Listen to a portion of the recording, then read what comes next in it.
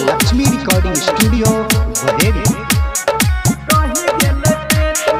एक दिल के भेंट में या रही गेल पेट में, एक दिल के भेंट में या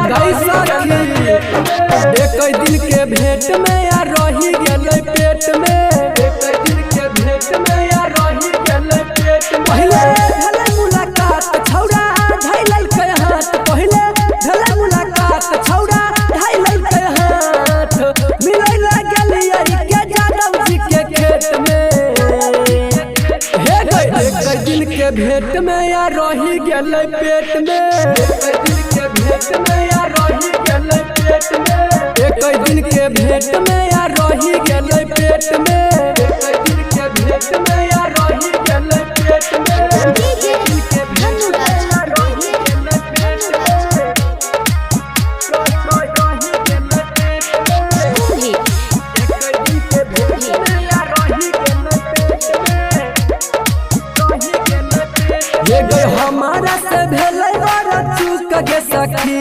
आ दू गो महीना गेलै रुक गे सखी, सुने ना हे गई हमारा से भेलै बड़ा चूक गे सखी, आ दू गो महीना गेलै रुक गे सखी। देखल के साथी गे चुमा हमरा पेट में,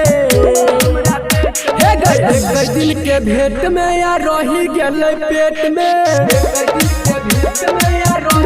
ना, हे गई एक दिल के भेंट में या रही गेल पेट में, एक दिल के भेंट में या रही गेल पेट में, एक दिल के भेंट में या रही गेल पेट में, रही गेल पेट में, एक दिल के भेंट में या रही गेल पेट में, रही गेल पेट में। हे गई प्यारे लाल कलकै बदनाम गे सखी, आ उल्टा सीधा कलकै सब काम गे सखी, आ उल्टा सीधा कलकै सुन रही गे। हे गे प्यारे लाल कलकै बदनाम गे सखी, आ उल्टा सीधा कलकै सब काम गे सखी। मुके सब पर हंस के गलियै लपेट में, हे गे एक दिल के भेंट में या रही गेल पेट में, एक दिल के भेंट में या सुने ना, हे गे एक दिन के भेंट में या रही गेल पेट में।